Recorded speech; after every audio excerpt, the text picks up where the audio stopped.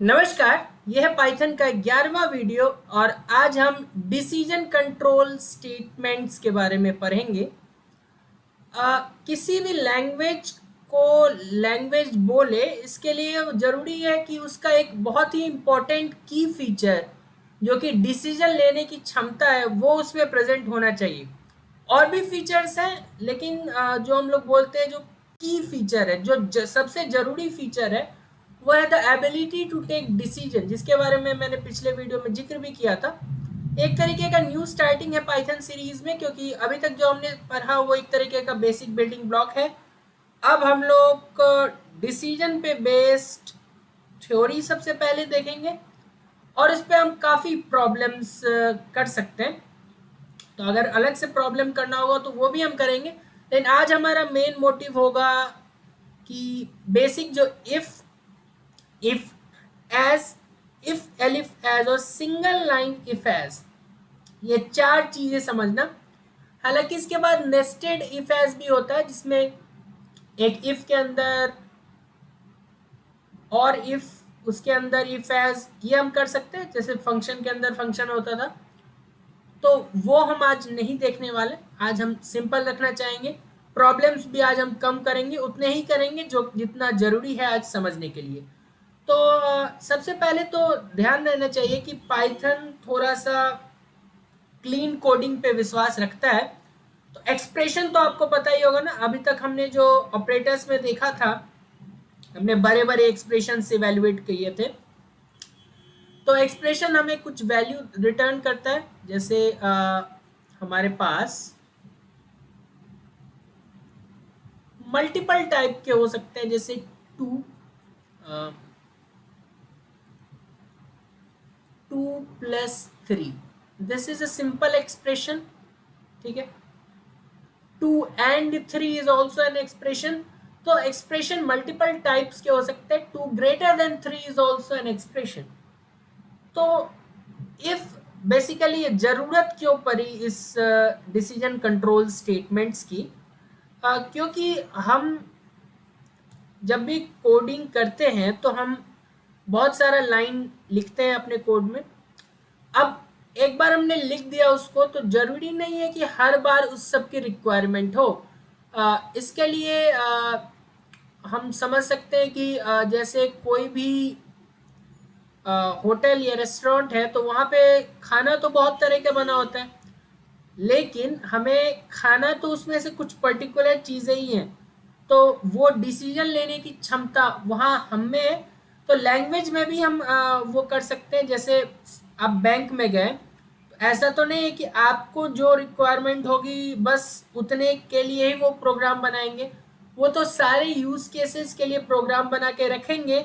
हाँ, based on our requirement हमें उतना ही शो होगा या फिर उतने पे ही हम आगे बढ़ पाएंगे। ठीक है, तो यही होता है डिसीजन, क्योंकि जितना हमें ज़रूरत है हमें वही कोड मिले, हमें उतना ही एग्जीक्यूशन दिखे। तो अभी नॉर्मल फ्लो में क्या होता है कि हमारे पास कुछ लाइंस हैं, ये one by one starting from top ये चलते हैं। ठीक है, डिसीजन कंट्रोल क्या करेगा कि अगर मान लो हमें लाइन टू और लाइन थ्री में से कोई एक चलाना है तो ऐसा डिसीजन हम ले पाएंगे। ठीक है, कि इस पे कुछ कंडीशन लगा दिया कि इसमें से एक ही चलेगा, तो इफ एज, तो अगर एक्सप्रेशन ट्रू होगा, जो कि हम देखेंगे अभी इफ कैसे काम करता है, तो इस दोनों में से एक चलेगा। हाँ, इस पहले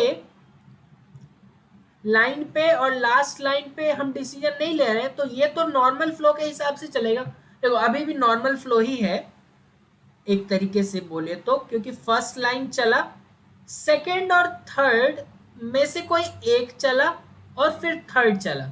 तो यहाँ दो लाइन थे उसमें से कोई एक चूज हुआ, तो वो चूज कौन करेगा? हमारे पास स्टेटमेंट्स हैं डिसीजन कंट्रोल के, वो उसका ध्यान देंगे। तो इफ सिंपल इफ अगर बोले तो देखो सी या सी प्लस प्लस में तो हमारे पास सिमिलर चीज़ें होती है, थोड़ा सा उसमें सिंटैक्स ज़्यादा दिखता है। इफ़ के साथ हमारे पास कंडीशन होता है। अब पाइथन में आपकी मर्जी कि आप ये ब्रैकेट लगाएं या ना लगाएं, लेकिन ये कॉलन लगाना ही होगा, ठीक है। अब इस पे हम लोग अलग अलग चेंजेस करके देखेंगे कि क्या होता है, अ, वो हम नेक्स्ट वीडियोस में देखेंगे। आज हम प्लेन सिंटैक्स देख रहे हैं, अलग वेरिएशंस जब हम प्रॉब्लम करेंगे ना तो उसके साथ देख लेंगे कि क्या क्या अलग अलग वेरिएशंस हो सकते हैं। इफ लिखेंगे, यहाँ कुछ कंडीशन होगा, जो कंडीशन या तो ट्रू होगा या तो फॉल्स। अब आप बोलेंगे कि 2+3 ये ट्रू या फॉल्स कहाँ दे रहा है, ये तो 5 दे रहा है। तो मैंने बताया था क्लियरली कि 5 एक नॉन जीरो नंबर है, दैट मीन्स वो ट्रू को करस्पॉन्ड करेगा। अगर यही जीरो आ जाता, लेट से हम यहाँ पे 2 - 2 कर रहे हैं, तो 2 - 2 विल गिव यू जीरो। तो जीरो एक नॉन जीरो तो रहा नहीं, वो एक जीरो है, तो जीरो करस्पॉन्ड्स टू फॉल्स। तो या तो ये कंडीशन ट्रू होगा या तो फॉल्स होगा। और ट्रू होगा तो यहाँ देखो, इस लाइन को ध्यान रखना है, क्योंकि ये जो लाइन है ना, ये वाला लाइन, यहां से आपने इफ लिखा है तो पाइथन बोलता है कि बिल्कुल इससे चिपका के आप इसके अंदर कुछ नहीं लिख सकते, लेकिन जितना भी आप स्पेस रखोगे ना वो ब्लॉक डिसाइड करेगा। दैट मीन्स एक स्पेस लिया, दो लिया, तीन लिया, आपका मर्जी है, लेकिन जितना भी ले, लेट से हमने एक स्पेस लेके ये वाला कुछ लाइन लिखा, तो अब अगला जो भी आप लिखना चाह रहे हो, और अगर चाह रहे हैं कि कंडीशन ट्रू होने पे वो चले, तो उसको भी इसी के पैरेलल आप बोल सकते हैं लिखना होगा। अगर एक और स्टेटमेंट चाह रहे हैं आप जो इसी इफ के साथ रहे, उसको इफ ब्लॉक में बोला जाता है, दिस इज इफ ब्लॉक।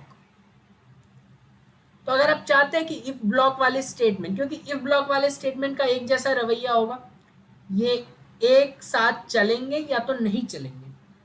तो अगर मान लो आपने कोई स्टेटमेंट लिख दिया जिसमें आपने इनमें जो जितना भी स्पेस दिया तो उससे हल्का कम या ज़्यादा स्पेस दे दिया, तो क्या होगा, वो इफ ब्लॉक से बाहर कहलाएगा, ठीक है।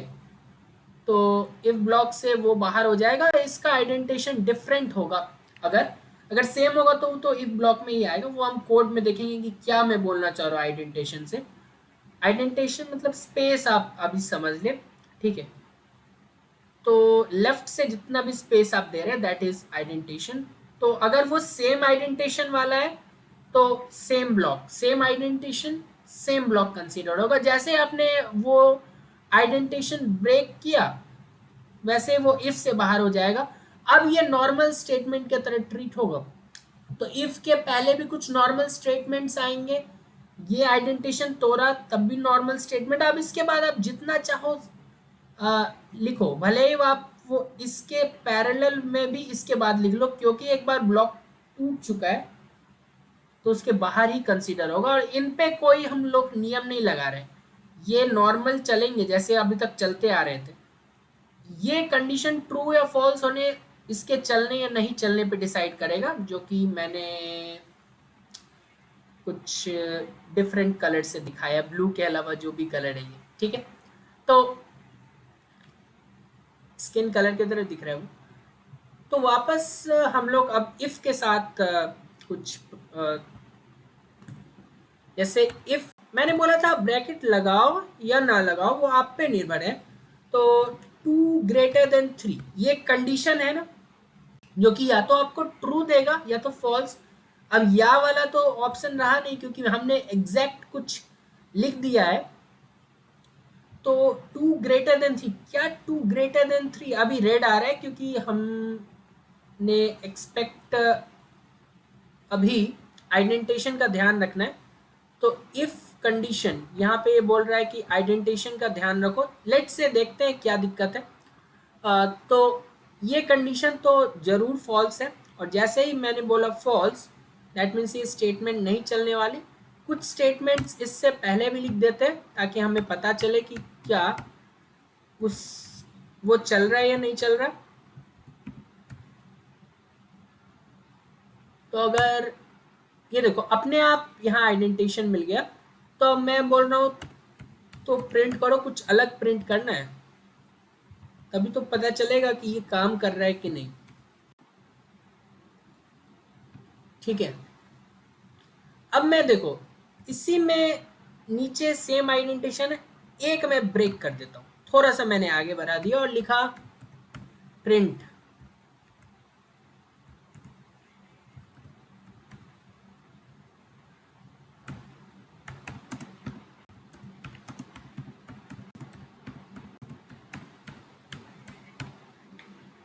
ठीक है, और इसके बाद नॉर्मल फ्लो वाला जो मैं बात कर रहा था कि नॉर्मल जो पुराना वाला प्रिंट है उसके करस्पॉन्डिंग अभी तो ये टूट गया, तो वैसे भी एक ही स्टेटमेंट है जो उस आइडेंटिफिकेशन में आया।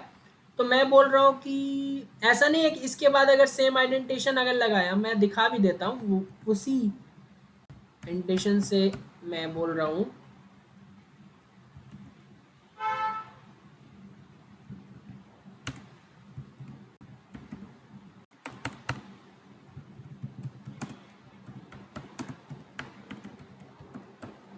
और एक तो मैं नीचे लिख देता हूँ with some all together different identification. ठीक है, या फिर वो ऊपर जो राम वाला प्रिंट था ना, सेम मैं यहाँ भी लिख देता हूँ। तो लेट्स से क्या कुछ एरर आता है, ये बोल रहा है अनएक्सपेक्टेड इंडेंट।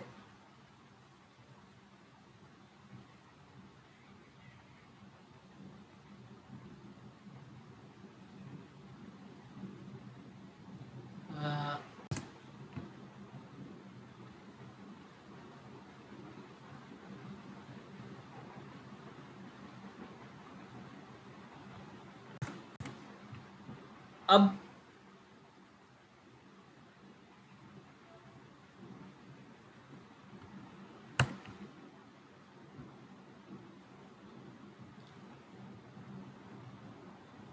देखो राम वाला चला, ठीक है, इसके बाद क्योंकि ये कंडीशन फॉल्स था तो ये वाला नहीं चला।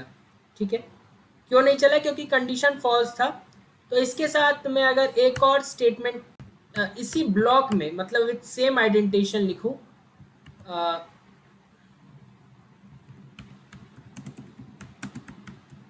तो उसको भी नहीं चलना चाहिए। और इसके अलावा बाकी जो है, जो कि फर्स्ट वाला स्टेटमेंट है और बाकी जो 3 स्टेटमेंट है, मैं पूरा रिलाई कर रहा हूँ कोलैब के ऊपर। वो मुझे बता देगा अगर कुछ गलती किया है मैंने। अगर एक्सपेक्टेड जो सिंटेक्स है उसको फॉलो किया है तो सही आएगा। तो क्योंकि ये अब कंडीशन में कुछ चेंज, क्योंकि 2 > 1 अब तो ट्रू है ना, तो अब ये पहला स्टेटमेंट और लास्ट के 3 स्टेटमेंट तो एज इट इज चलेंगे ही, ये दोनों भी चलना चाहिए। तो अब देखते हैं स्टेटमेंट्स बढ़ जाएंगे। देखो राम और लास्ट के तीनों चले, लेकिन अब क्योंकि ये कंडीशन ट्रू है तो ट्रू होने पे ये चलेगा। दैट मीन्स ये दोनों भी अब हमारे पास प्रिंट होंगे। ठीक है, C++ में हम इफ के अंदर प्रिंट स्टेटमेंट भी लिख सकते थे, क्योंकि वहां पे कुछ रिटर्न करता था प्रिंट स्टेटमेंट। जैसे प्रिंट राज लिखा मैंने, तो राज तो प्रिंट होता, साथ ही साथ राज में कितने कैरेक्टर्स है, 3।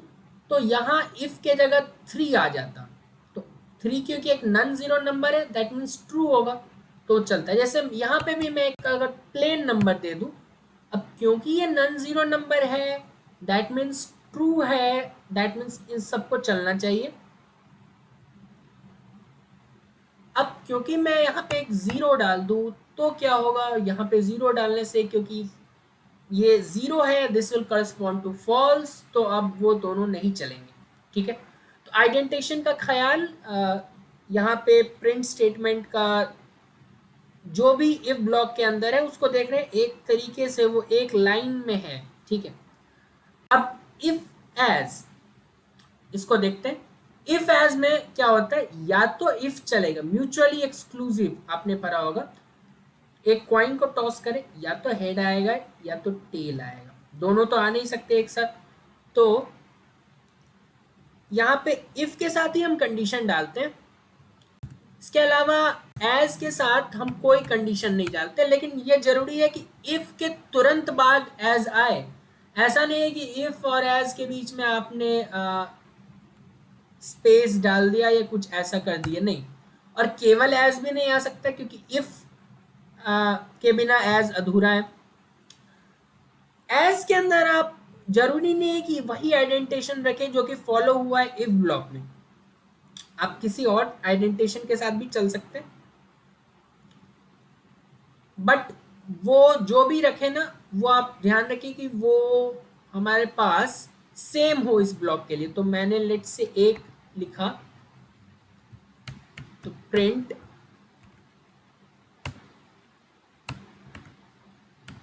इनसाइड एज, वो एज में कोई कंडीशन नहीं होगा। अगर ये फॉल्स होगा तो अपने आप एज वाला चलेगा, अगर ये ट्रू होगा तो एज वाला नहीं चलेगा। इफ ट्रू होगा, इफ में जो इफ ट्रू ने इफ के अंदर जो भी एक्सप्रेशन है वो अगर ट्रू हो रहा है, दैट मीन्स कि ये दोनों स्टेटमेंट्स चलेंगे। अगर वो फॉल्स हो रहे हैं तो नीचे वाला चलेगा जो कि एज वाला है। बाकी ऊपर के एक स्टेटमेंट राम वाला और नीचे के तीन, इन पे कोई फर्क नहीं पड़ रहा है। फर्क पड़ रहा है कंडीशन के हिसाब से इन तीन स्टेटमेंट जो कि इफ और एज में लिखे हुए हैं, ठीक है। तो मैं कुछ ऐसा कंडीशन डाल देता हूँ जो मजबूर करे एज को चलने पे। That means a false statement, already false लिखा हुआ था वैसे, 2 > 3। अब ये फॉल्स स्टेटमेंट है तो फॉल्स का मतलब एज वाला चलेगा। तो चले, पहला चला, ये दोनों स्किप हो गया। ध्यान दे, या तो इफ चलेगा या तो एज, तो ये दोनों को स्किप किया, एज वाले पे आए, उसको हमने चलाया, ठीक है। इसके बाद ये तीनों तो चलना ही था, ठीक है। कोई इसका एप्लीकेशन एक छोटा मोटा देख ले, जैसे ऑड इवन, एक अच्छा छोटा सा और बेसिक प्रोग्राम है, ठीक है। तो x, अगर हम यूजर से कोई नंबर ले लें, ठीक है, और इसमें लिख दें एंटर अ नंबर, ठीक है। और अब हम बोले कि इफ जो भी नंबर आया x में, अगर वो 2 से डिवाइड करने पे जो भी रिमाइंडर आएगा, अगर वो रिमाइंडर 0 के इक्वल है तो कॉलन लगाओ, अपने आप आइडेंटिटेशन मिल गया। आप बढ़ा घटा भी सकते, ठीक है, लेकिन वो इफ के सेम नहीं रहना चाहिए, ठीक है।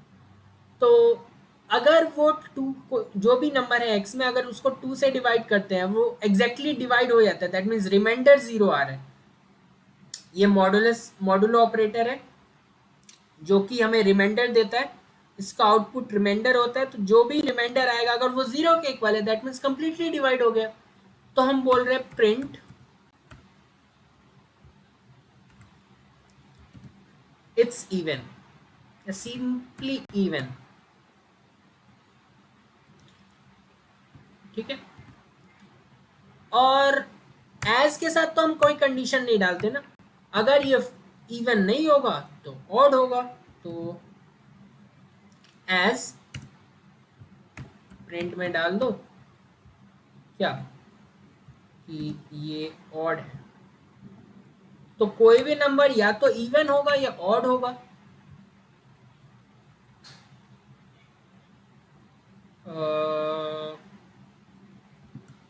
ठीक है, क्या इतना सफिशिएंट होना चाहिए? लेट्स से प्रोग्राम रन होगा, हमसे कोई नंबर मांग रहे हैं, लेट्स से 5 ऑड, ठीक है, हम 0 डालते हैं।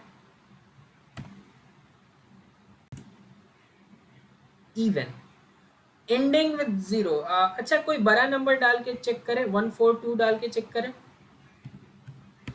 तो 142 डाला तो इवन, ठीक है। तो मतलब ये समझ पा रहा है ना, ये नंबर देख के तो कर नहीं रहा, ये एक कैलकुलेशन परफॉर्म कर रहा है जो कि इस एक्सप्रेशन में हमने किया है। x इक्वल्स टू, वो तो यूजर से कोई लिया इनपुट, वो स्ट्रिंग के फॉर्म में हुआ तो हमने कास्टिंग किया जिससे वो इंटीजर बन गया।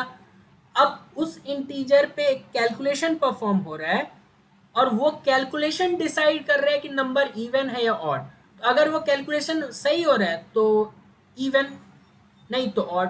अच्छा, यहाँ पे नॉट इक्वल टू का क्या होता था, ये होता था या इक्वल टू, लेट्स सी, अगर ये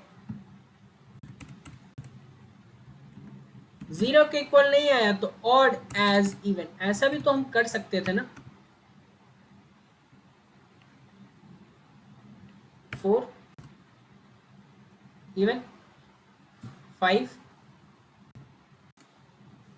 ऑड, ठीक है। ये भी एक कंडीशन, तो आप अलग अलग ट्राई आउट कर सकते हैं। तो ये नॉट इक्वल टू, इसमें आप दो इक्वल टू ना लगाएं, एक ही होता है एक्सक्लेमेशन और equal to, that means not equal to, ठीक है। एक छोटा सा कोड था। अच्छा, कभी कभी आपको बोला जाता है कि check whether a number is positive और नॉट। ये एक प्रोग्राम अगर हम करें, तो देखो अभी छोटा सा प्रोग्राम कर रहे हैं क्योंकि बड़ा प्रोग्राम मुझे भी नहीं आता फिलहाल। तो अभी फिलहाल बेसिक बिल्ड कर लेते हैं, फिर देखेंगे आगे जो भी इसमें वेरिएशंस कर सकते हैं। तो अभी अगला टास्क है कि to check whether a number is positive और नॉट, ठीक है। मैंने ये नहीं बोला कि पॉजिटिव और निगेटिव, मैंने बोला पॉजिटिव और नॉट। तो लेट्स से, तो x में वही, तो अब क्यों बार बार लिखे उसको, कट, ठीक है, यहाँ पे लिख दिया इसको। अच्छा, अब हम बोल रहे हैं कि अगर पॉजिटिव और नॉट है ना, तो मैं बोल रहा हूं कि अगर नंबर ग्रेटर देन 0 है तो हम बोल रहे हैं कि, अच्छा यहाँ पे तो हम बोल रहे हैं कि प्रिंट कर दो कि ये पॉजिटिव है। और अगर नहीं है तो नहीं के बारे में तो हमें कंडीशन सोचना ही नहीं होता ना। एज, अब ध्यान से, अगर या तो वो पॉजिटिव होगा या नॉन पॉजिटिव होगा। अगेन यहाँ पे दो केसेस बन सकते हैं। केसेस हमेशा पहले डिसाइड कर लेना कि क्या करना चाह रहे हो। तुम्हारे दिमाग में ये बिल्कुल कंफ्यूजन नहीं आना चाहिए कि अभी या तो पॉजिटिव होगा या जीरो होगा या निगेटिव, नहीं। क्वेश्चन का स्टेटमेंट बोल रहा है या तो पॉजिटिव है या नॉन पॉजिटिव है। पॉजिटिव और नॉट बोला तो पॉजिटिव और नॉन पॉजिटिव हमारे दिमाग में आ जाना चाहिए। एज प्रिंट नॉन पॉजिटिव, क्योंकि यहाँ पे कंफ्यूजन हमें कहाँ पे आ रहा है, कंफ्यूजन आएगा जीरो को लेके। तो जीरो क्या पॉजिटिव है या नहीं, यही तो सोचो, बाकी कुछ सोचना है क्या जीरो पॉजिटिव है, नहीं, क्योंकि zero is neither positive not negative. तो वो नॉन पॉजिटिव वाले कैटेगरी में फॉल करेगा ना, वो हम चेक कर लेते हैं अभी। तो इतना तो सही है ना, अगर वो नंबर जीरो से भरा हुआ तो पॉजिटिव होगा, अदरवाइज नॉन पॉजिटिव होगा। तो जीरो से ही स्टार्ट कर लेते हैं। तो zero it's a non positive number, ठीक है। हमने पॉजिटिव और निगेटिव बोला होता तो बात अलग होती,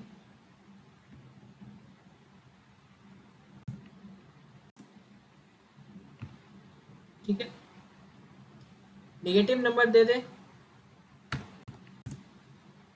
अच्छा, क्या इसमें कोई फ्लोट जा सकता है, 2.2 अगर डालें, ठीक है। तो 2.2 नहीं ले रहा है ना, इंटीजर है। अच्छा, इसमें अगर फ्लोट कर दे तो क्या हो जाता,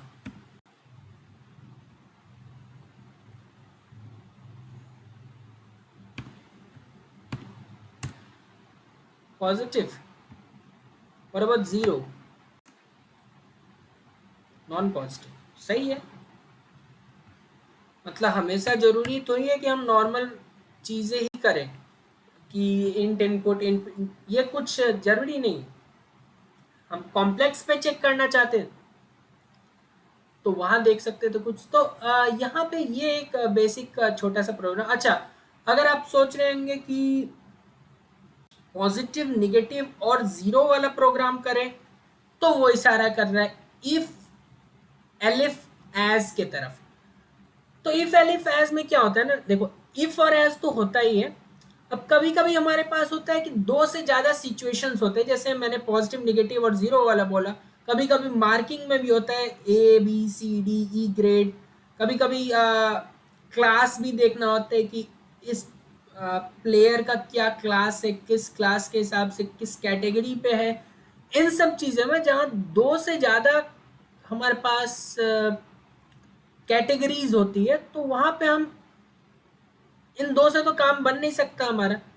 तो हम क्या करते हैं कि इफ एलिफ एज का सहारा लेते हैं। तो इफ पे कंडीशन होता है और एलिफ पे भी कंडीशन होता है, क्या कि एफ इफ अगर फॉल्स हुआ तो एलिफ ट्रू हो सकता है।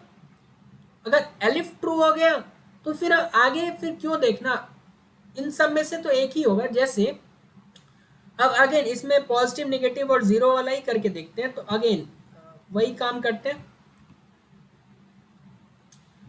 फ्लोट ही रखते हैं, वो मुझे पसंद आया फिलहाल के लिए। तो अगर मैं बोल रहा हूं कि नंबर जो भी मैंने एक्स में लिया वो ग्रेटर देन जीरो है, तो प्रिंट कर दो क्या, पॉजिटिव। अच्छा, एलिफ का यूज करें पहली बार जीवन में, मैं तो कर रहा हूँ एटलीस्ट। तो एलिफ में भी क्या कंडीशन देना होता है, ध्यान रहे ये एज नहीं है। हालांकि एल एज इफ के तरह ये दिखता है, लेकिन यहाँ पे भी हमें कंडीशन तो देना ही पड़ेगा ना, क्योंकि कुछ तो डिसाइड करना है इसको भी। तो अगर वो number exactly equal to zero हो जाए, तो मैं बोल रहा हूं कि प्रिंट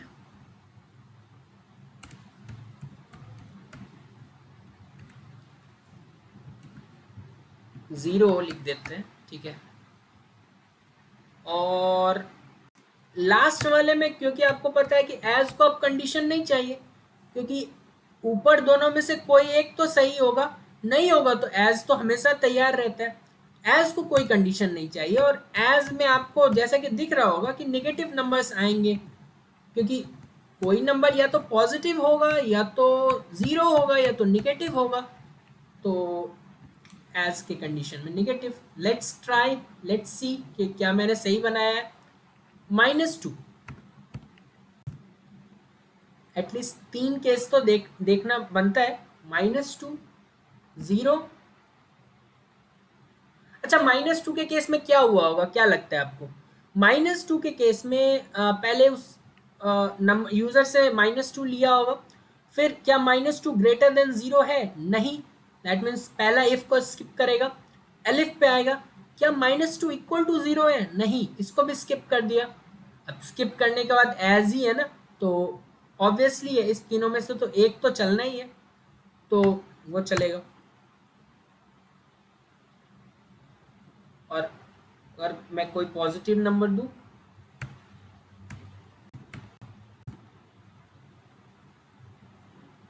ठीक है। इसी तरीके से आप ग्रेडिंग सिस्टम भी एक छोटा सा डिज़ाइन कर सकते हैं। हमें आज क्या क्या देखना था, हमें बेसिक इफ देखना था, इफ एज देखना था, इफ एलिफ एज देखना था, और सिंगल लाइन इफ एज भी देखना है, ठीक है।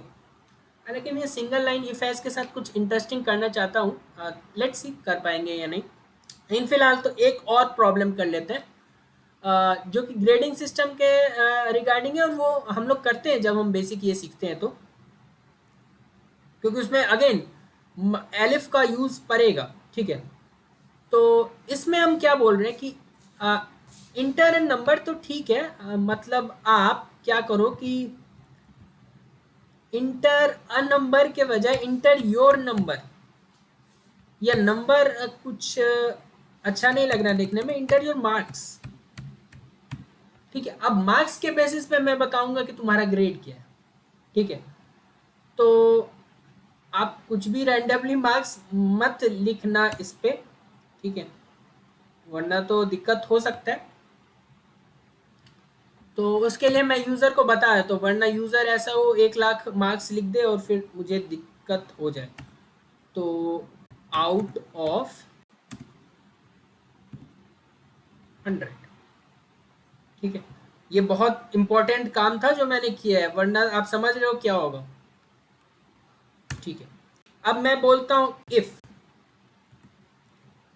एक्स में स्टोर किया, तो अगर एक्स ग्रेटर देन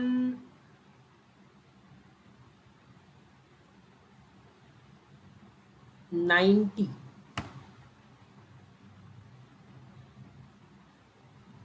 ठीक है, तो x ग्रेटर देन 90 में मैं बोल रहा हूं कि प्रिंट क्या कर दूं, ए ग्रेड।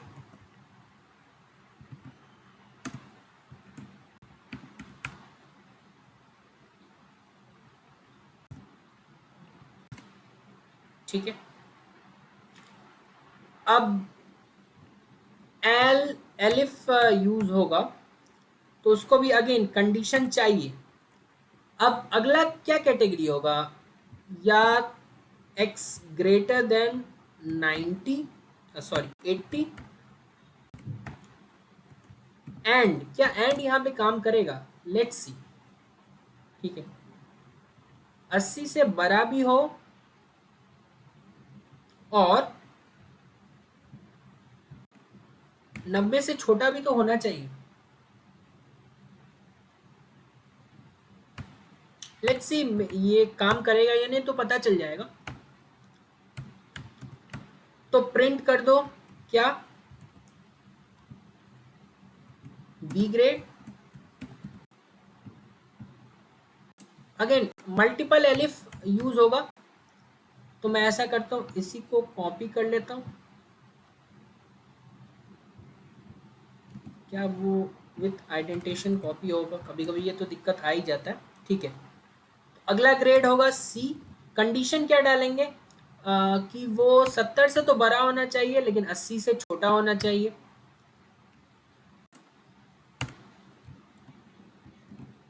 अगेन अगले पे क्या डालेंगे, 60 से तो बड़ा हो, 70 से छोटा हो।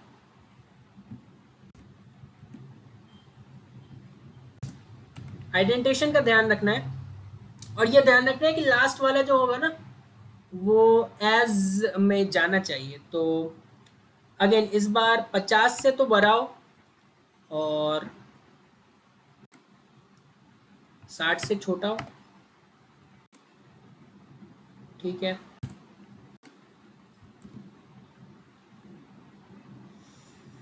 तो अच्छा कंडीशंस देख लेना, कहीं पे गलत तो नहीं लिख दिया, रिपीटेटिव नहीं लिख दिया, उसका भी ध्यान रखना है।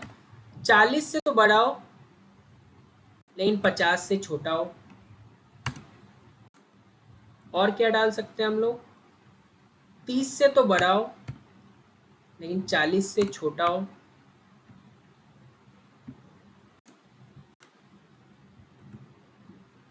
20 से तो बड़ा हो लेकिन 30 से छोटा हो। अब क्या हम लोग लास्ट पे पहुंच चुके हैं, नहीं अभी एक और सिनेरियो बनता है ना जहाँ पे मार्क्स उसका 10 से तो बड़ा होगा लेकिन 20 से छोटा होगा, और लास्ट में वो कैटेगरी आएगा जो कि आपको दिखना चालू होता है कभी कभी। 10 से पहले ये रेयर होता है कि 100 में से 10 आए, लेकिन कॉम्पिटिटिव एग्जाम में ये रेगुलेशन बन जाता है। तो 10 नहीं 0 से बड़ा हो और 10 से छोटा हो। मैंने सही लिखा है या नहीं ये इसको डिसाइड करने देते हैं। मैथ्स में क्लास 4th का मार्क्स मेरा लेट्स सी बी ग्रेड। अच्छा, बहुत बड़ा गलती कर दिया मैंने। ABCDE मैं एक समय के लिए खुश हो गया था कि ये बी ग्रेड ही है, लेकिन आपको ध्यान रखना होगा कि आप लिख क्या रहे हैं, क्योंकि यूजर को इससे फर्क नहीं पड़ने वाला, वो तो खुश होने का काम करेगा, उसको तो बस ये दिखाना है अच्छा आउटपुट ऐसा आया, लेकिन अब सही भी तो होना चाहिए जिसने बनाया है प्रोग्राम।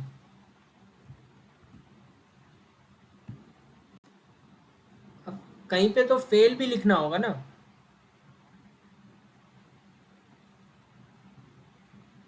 अ, ठीक है ऐसा कोई IJ ग्रेड तो नहीं होता, लेकिन यहाँ से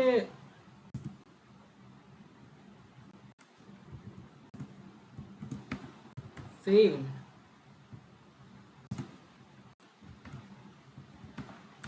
फेल सभी फेल है, तो फेल। नहीं, उसमें भी ग्रेड पता होना चाहिए कि कैसे फेल है और कितने बुरी तरीके से फेल है। तो ये जो 30, हालांकि 33 माना जाता है, तो इस वाले में क्या हम ऐसा कर सकते हैं, तो 33 से बड़ा, ठीक है मान लेते हैं कि 40 से छोटे वाले सभी फेल है, ठीक है, और ये हम बता देंगे यूजर को। तो 41 देखते हैं इस बार क्या सही आ रहा है। एफ ग्रेड क्या आना चाहिए था, 40 से बड़ा है, 50 से छोटा है, सही है। लेट्स से मुझे 2 नंबर आए 100 में, तो क्या होगा, जे ग्रेड है और मैं फेल हूँ, ठीक है। हालांकि 34 में मैं उस हिसाब से अगर प्रोग्राम बनाना चाहूँ तो मैं बना सकता हूँ कि 33 and above pass, 33 and below, ठीक है। आप अपने हिसाब से आप डिज़ाइन तो कर ही सकते हैं। तो यहाँ तक हमने इफ एलिफ और एज को एक सेकेंड, लास्ट वाले में एज होना चाहिए, हालांकि लिखा है मैंने एलिफ, तो भी काम तो कर ही रहा है ना, क्योंकि हाँ काम तो कर ही रहा है, क्योंकि मैं अगर 0 लिखूं, क्योंकि इस एलिफ तक आते आते आपने सभी को स्किप किया होगा तभी तो यहाँ आए होंगे। तो ऐसे भी ये लास्ट कंडीशन है, आप यहाँ एज भी लिखें तो एज के साथ फिर कंडीशन ना लिखें, तो एज लिख रहे हैं तो सिंपली ऐसे एज लिखें,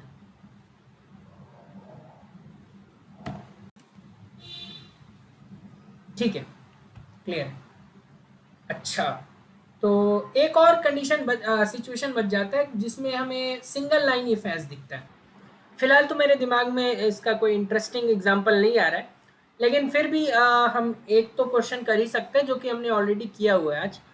तो सिंगल लाइन इफ एज क्या करता है कि वहाँ पे हमें इस आइडेंटिशन की आवश्यकता नहीं होती, क्योंकि हम चीज़ को एक ही लाइन में लिख रहे होते हैं, और इस सेम कॉलन की आवश्यकता भी नहीं होती, एक ही लाइन में लिख रहे हैं, हम कोड लिखते हैं, इफ के साथ स्टेटमेंट लिखते हैं और एज लिखते हैं, then followed by code.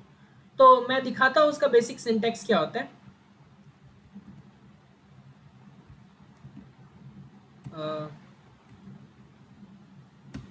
X equals to int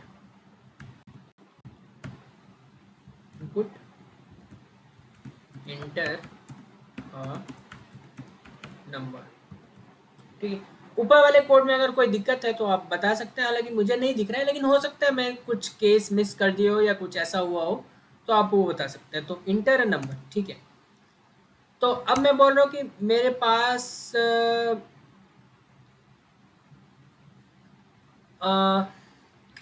x में मैंने इंटर किया, ठीक है।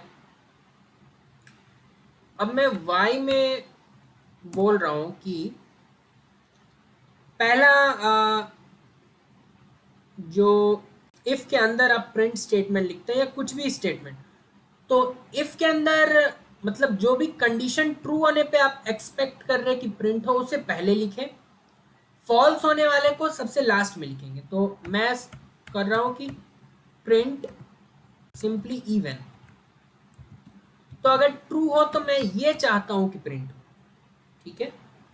और स्टेटमेंट भी तो इफ x को डिवाइड किया जाए 2 से और आउटपुट आए 0, अगेन नॉर्मल क्या होता था कि यहाँ पे हम एक कॉलन लगाते थे, यहाँ आवश्यकता नहीं है। इफ लिखा, कंडीशन लिखा, एज लिखो अब, और कंडीशन 2 जो कि इसके फॉल्स होने पे चलेगा, ऑब्वियसली वो ऑड होगा। अब मैं क्योंकि इसे y में स्टोर कर रहा हूं, तो अगर मैं प्रिंट योर नंबर इज और कॉमा दे के y लिख दूं, ठीक है। लेट्स सी क्या होता है। Enter number 6, your number is none,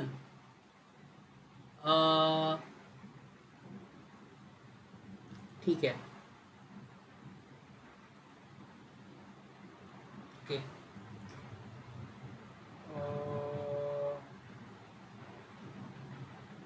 हाँ, पाइथन में प्रिंट एक बार जो चल जाता है, जो कि यहाँ पे हुआ होगा, ये कंडीशन है हमारे पास 6 हमने नंबर डाला, क्योंकि 6 ऑब्वियसली इवन है, क्योंकि उसका रिमाइंडर 1 डिवाइडेड बाई 2 इज 0, तो वो इवन है। तो सबसे पहले क्या होगा, इवन प्रिंट होगा, और फिर ये अब सी या सी प्लस प्लस में होते तो बात अलग होता, क्योंकि वहां पे क्या होता, एक बार इवेंट प्रिंट होने के बाद इवेंट में 4 कैरेक्टर्स है तो वाई में 4 चले जाता, वहां सिनेरियो अलग है। लेकिन मैंने बोला कि ये रिटर्न ही करता है नन, तो वाई में नन चले गया। तो इसका कोई सॉल्यूशन है क्या? स्टेटमेंट में हम क्या रख सकते थे, क्या आ,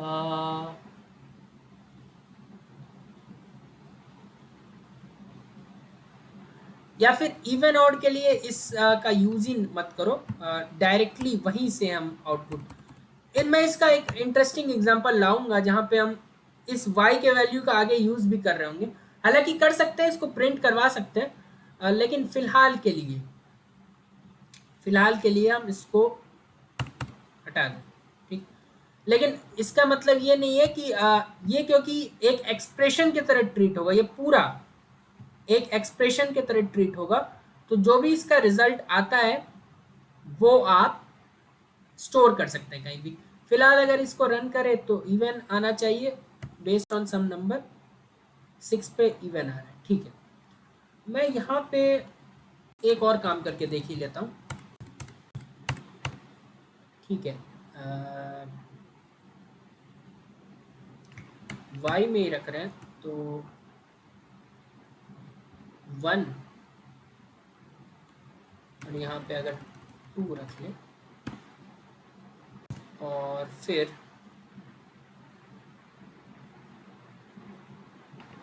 y वापस 2 से डिवाइड करें। लेट्स काम कर रहे हैं, नहीं। इंटर नंबर 4, अच्छा देखो, मैंने नंबर इंटर किया 4, सेकेंड लाइन पे आते हैं, क्योंकि 4 क्या है, 4 को 2 से डिवाइड करें तो रिमाइंडर 0 आ रहा है, दैट मीन्स फर्स्ट ट्रू होने पे पहला, ट्रू होने पे 1, फॉल्स होने पे 2, दैट मीन्स ये 1 हो गया।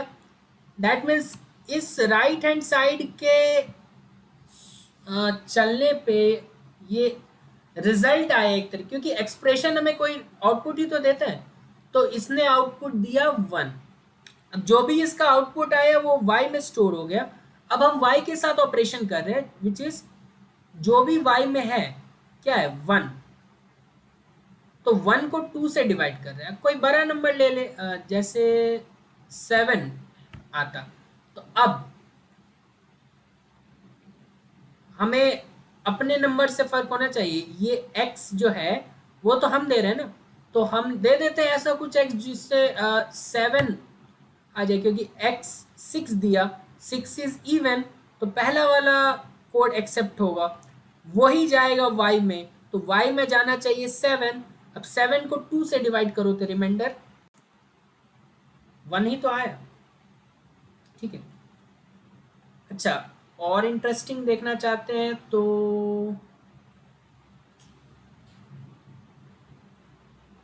यहाँ पे कोई बड़ा नंबर ले ले, जैसे 53, और इसको 3 से अगेन मैं चाहता हूँ 53 आए, तो अगेन मैं 8 ले लेता हूँ, क्योंकि 8 इवन है तो पहला वाला स्टेटमेंट आएगा, पहला वाला स्टेटमेंट आएगा तो 53 3 से डिवाइड होगा, 3 1 Z 3, 2 3 3 7 Z 21, तो 2 आउटपुट आना चाहिए। लेट्स सी,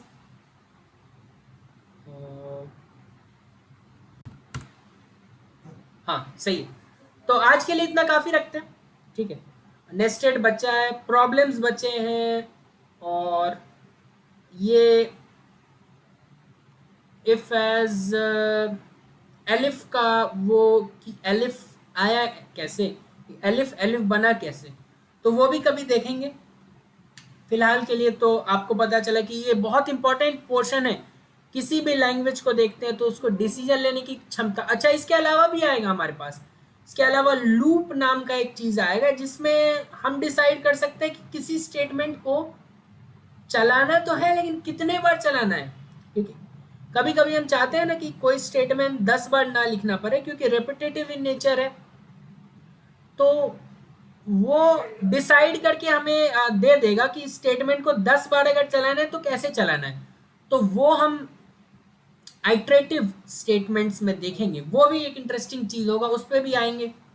हो सकता है आगे प्रॉब्लम्स का एक वीडियो आए, वरना हम आगे और भी मैथ स्टेटमेंट है, डिफरेंट स्टेटमेंट्स हैं, तो उस सब पे ध्यान देंगे। बेसिक कॉन्सेप्ट बिल्ड करना फिलहाल प्रायोरिटी है, आगे हम प्रॉब्लम्स तो करेंगे ही, बहुत प्रॉब्लम्स हम करेंगे। बहुत बहुत धन्यवाद।